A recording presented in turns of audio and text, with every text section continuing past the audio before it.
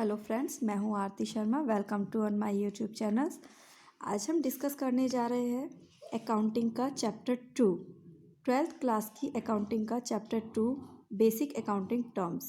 Basic accounting terms जानना सभी commerce के स्टूडेंट्स के लिए बहुत ही ज़्यादा ज़रूरी है, क्योंकि बिना बेसिक अकाउंटिंग टर्म्स के जाने अगर आप क्वेश्चन सॉल्व करेंगे तो आपको उनका मीनिंग नहीं पता चलेगा, और अगर आपको मीनिंग क्लियर नहीं होगा तो आप क्वेश्चन सॉल्व नहीं कर पाएंगे। तो इसमें कुछ टर्म्स ऐसी आती हैं जिनका मीनिंग क्लियर होना चाहिए, जैसे business transactions, accounts. Accounts word का यूज़ हम क्यों करते हैं, कैपिटल वर्ड का यूज़ क्यों करते हैं, ड्राइंग्स का यूज़ करते हैं। तो चलिए आज हम इन्हीं बेसिक अकाउंटिंग टर्म्स को डिस्कस करते हैं। तो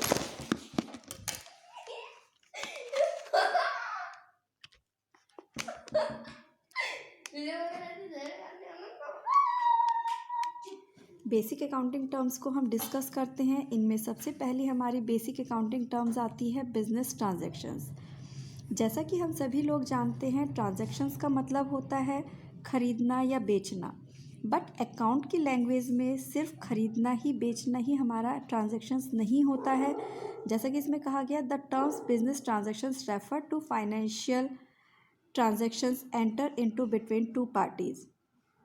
किसी भी कोई भी एक्टिविटी अगर हम करते हैं तो सबसे पहले वो इकोनॉमिकल होनी चाहिए, देन आपका क्या होना चाहिए, टू पार्टीज़ होनी चाहिए, और उसके बाद हमारा क्या है, it involves exchange of goods services for a monetary consideration. Means आप जो गुड्स या सर्विसेज परचेज या सेल्स करते हैं वो मॉनेटरी कंसिडरेशन में होना चाहिए। मीन्स अगर आप कुछ खरीद रहे हैं तो आपको उसके लिए पेमेंट भी करना चाहिए, अगर आप सेल कर रहे हैं तो कैश आपको रिसीव होना चाहिए, मीन्स मॉनेटरी टर्म्स में होना चाहिए। अगर ट्रांजैक्शंस आपकी मॉनेटरी टर्म्स में नहीं होती है तो उसको हम बिजनेस ट्रांजैक्शंस नहीं कह सकते हैं। फॉर एग्जांपल, आपका परचेज ऑफ गुड्स हुआ, सेल्स ऑफ गुड्स हुआ, रिसिप्ट्स फ्रॉम डेप्टर्स हुए, पेमेंट टू क्रेडिटर्स हुए, परचेज और sales to fixed assets, that is called business transactions. अगर आपको कोई भी डाउट है तो आप मुझसे कमेंट बॉक्स में पूछ सकते हैं। बिजनेस ट्रांजैक्शंस के कुछ फंक्शंस होते हैं, जैसे फीचर्स की अगर हम बात करें तो it involve economic activities. Business transactions में आपकी इकोनॉमिकल एक्टिविटीज़ इन्वॉल्व होती हैं। It is express in monetary terms, यानी कि इकोनॉमिकल एक्टिविटीज़ जो भी होंगी मॉनेटरी टर्म्स उसमें एक्सप्रेस होता है। It is entered into between to parties. कोई भी बिजनेस ट्रांजैक्शंस होने के लिए आपकी टू पार्टीज़ होना नेसेसरी है। अगर आप सिंगल पार्टी हैं, आप अपने आप ही गुड्स का लेन देन करते हैं तो वो बिजनेस ट्रांजैक्शंस नहीं कहलाएगा। It involve exchange of goods और सर्विसेज मॉनेटरी कंसिडरेशन, जैसा कि मैंने आपको पहले बताया है, अभी मैंने आपको बताया है। It involve exchange of goods और सर्विसेज फॉर मॉनेटरी कंसिडरेशन। इसमें आपका मॉनेटरी कंसिडरेशन होना चाहिए।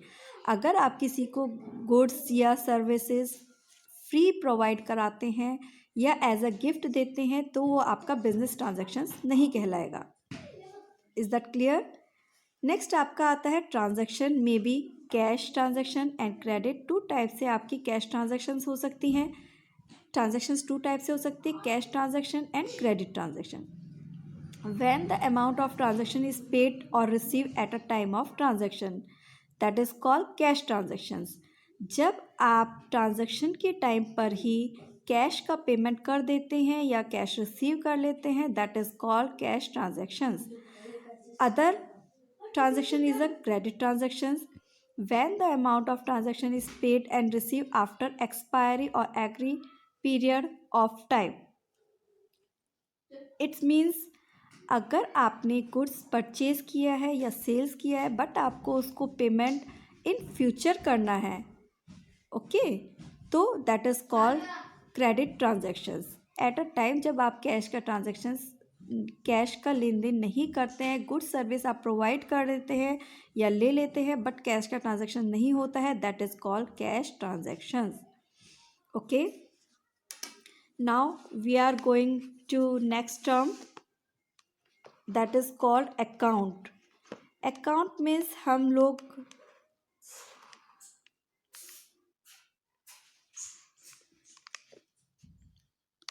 Account account is a record of all business transactions. जब भी हम कोई बिजनेस ट्रांजैक्शंस करते हैं, आप सभी लोग जानते हैं, कोई भी बिजनेसमैन हो, कोई भी आप बिजनेस करते हैं तो ये पॉसिबल नहीं होता है कि आप सभी ट्रांजैक्शंस को अपने माइंड में सेव करके रख सकें। भूल जाते हैं सब लोग, बट उसके लिए आप क्या करते हैं, रिकॉर्ड्स रखते हैं, जर्नल एंट्रीज प्रिपेयर करते हैं, लेज़र प्रिपेयर करते हैं, और उसके लिए आप एक पर्टिकुलर बंदे से आपको कितना लेना है, कितना देना है, उसके लिए आप क्या करते हैं, अकाउंट्स प्रिपेयर करते हैं।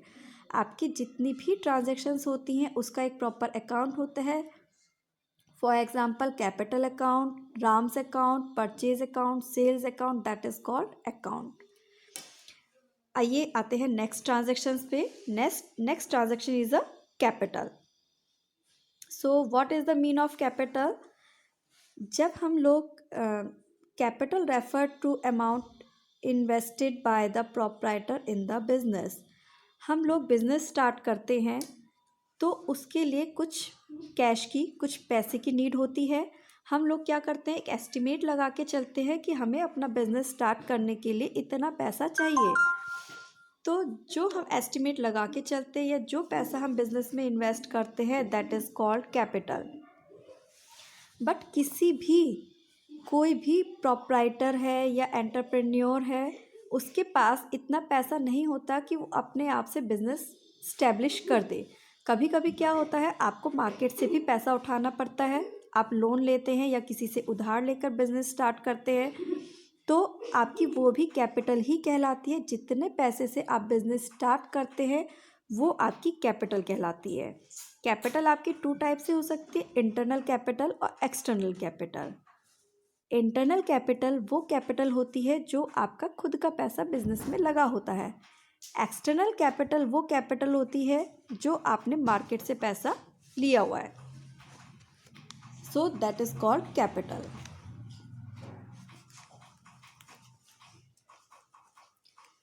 अगर हम फॉर्मूले एज अ फॉर्मूला लेके चलें तो capital is equal to assets minus outside liabilities.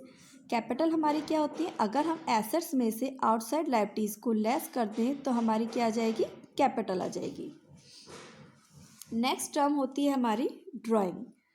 Drawing means हम बिजनेस स्टार्ट करते हैं, बिजनेस में हमने पैसा लगाया, ठीक है, गुड्स भी है कैश भी है, बिजनेस के अंदर दोनों ही चीज़ें यूज़ होती हैं। गुड्स भी यूज़ होता है और आपका क्या होता है, कैश भी यूज़ होता है। अगर आपको पर्सनल यूज़ के लिए कैश की ज़रूरत पड़ जाती है या किसी गुड्स की ज़रूरत पड़ जाती है, आप लोग क्या सोचते हैं कि बाहर से न लेकर गुड्स, या सर कुछ गुड्स है बाहर से न लेकर आप अपने बिजनेस से ले लेते हैं पर्सनल यूज़ के लिए, या कैश आप बिजनेस से निकाल लेते हैं पर्सनल यूज़ के लिए। That is called drawing. Drawing refer to the amount of cash withdraw or the value of goods taken by the proprietor or partners for their personal use, the business. Is that clear? अगर आप personal use के लिए drawings करते हैं, मतलब personal use के लिए पैसा निकालते हैं, that is called drawings. But आप अगर किसी ऑफिशियल यूज़ के लिए कैश यूज़ कर रहे हैं या गुड्स का यूज़ कर रहे हैं, that is not called drawing. Okay, so next term आती है हमारी लायबिलिटीज़। लायबिलिटीज़ जैसा कि मैंने आपको बताया, लायबिलिटीज़ को हम लोग हिंदी में बोलते हैं दायित्व।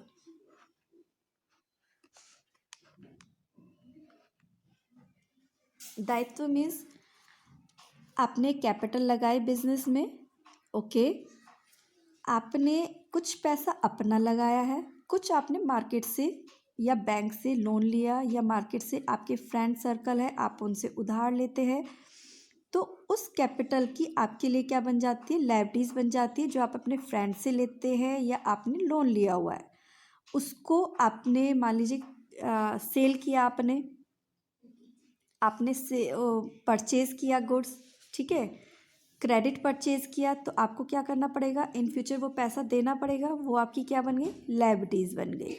ओके, तो जो आपको इन फ्यूचर पेमेंट करना होता है, that is called your liabilities.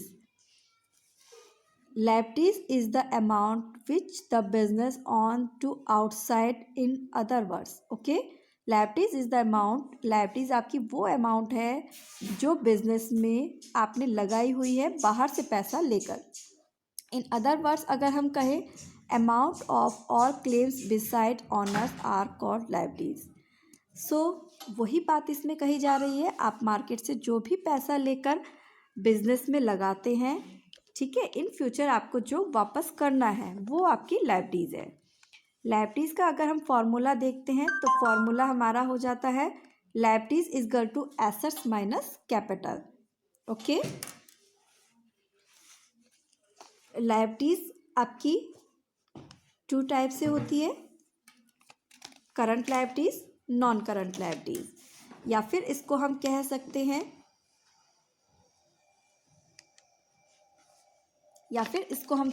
हैं शॉर्ट टर्म लायबिलिटीज या करंट लायबिलिटीज। करंट लायबिलिटीज आपकी वो लायबिलिटीज होती हैं, current liabilities means a liability shall be classified as a current when satisfied any of the following conditions. So it is expected to be settled in company normal operating cycle. Current liabilities वो liabilities होती हैं जिन्हें company के normal operating cycle के लिए use किया जाता है और इन फ्यूचर आपको उसका पेमेंट करना होता है। Operating cycle means, operating cycle refer to time between the acquisition of assets for processing and their realization in cash. Means आपको एसेट्स, मान लीजिए आपको बिजनेस आपने स्टार्ट किया, आप रॉ मटेरियल लेते हैं, उसको आप फिनिश गुड्स में कन्वर्ट करते हैं, देन आप उसको मार्केट में सेल करते हैं। सेल करने के बाद आप उसको दोबारा क्या करते हैं, कैश आपके पास आता है। तो आपका जो साइकिल चला, कैश से आपने लिया, रॉ मटेरियल परचेज किया, देन सेल करने के बाद आपका दोबारा कैश में कन्वर्ट हो गया, that is called operating cycle. ये ऑपरेटिंग साइकिल आपका विद इन 1 ईयर चलता है, that is called short term liabilities या करंट लायबिलिटीज। नेक्स्ट आपका आता है it is due to be settle within 12 month. वो लायबिलिटीज़ जो आपको विद इन ईयर पेमेंट करनी होती है, that is called short term liabilities या करंट लायबिलिटीज़। और अदर लैंग्वेज अगर हम कहें, वो लायबिलिटीज़ जो आपको 1 साल के बाद पेमेंट करनी होती है, that is called long term liabilities. Okay, liabilities आपकी 2 टाइप से होती है, short term and long term. वो लायबिलिटीज़ जिनका पेमेंट आपको विद इन 1 ईयर करना होता है, that is called short term liabilities या करंट लायबिलिटीज़। और जो आपको पेमेंट 1 साल के बाद करना होता है, that is called long term liabilities. In short, short term liabilities is our creditors, BP, bank, overdraft, outstanding, that is called short term liabilities. इसके बाद हमारी आती है नॉन करंट लायबिलिटीज। जैसा कि मैंने आपको बताया, नॉन करंट लायबिलिटीज हमारी वो लॉन्ग पीरियड के लिए होती हैं, मीन्स उनका पीरियड, उनका जो हमें पेमेंट करना होता है आफ्टर 1 ईयर करना होता है। Okay, that is called long term liabilities या नॉन करंट लायबिलिटीज।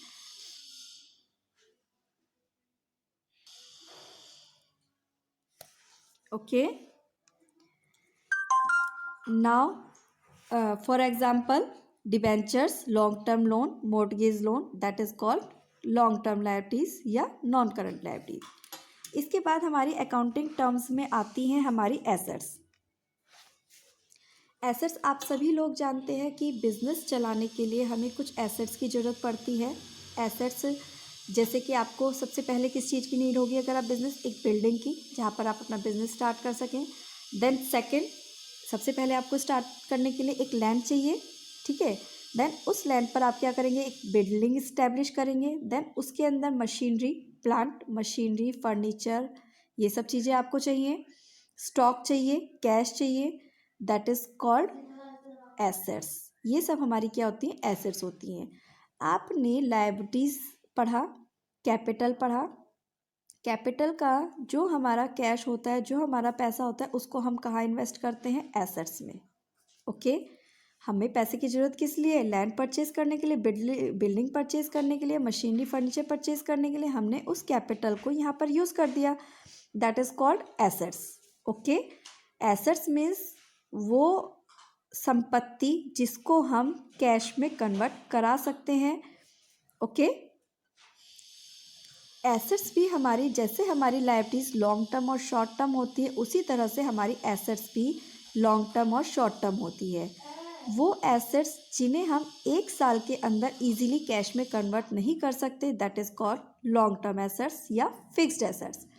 ओके, वो assets for example land, building, plant, machinery, furniture, वो एसेट्स जिन्हें हम easily with in 1 year cash में कन्वर्ट कर सकते हैं, that is called current assets. For example debtors, BR, cash, okay, stock, that is called current assets. Okay,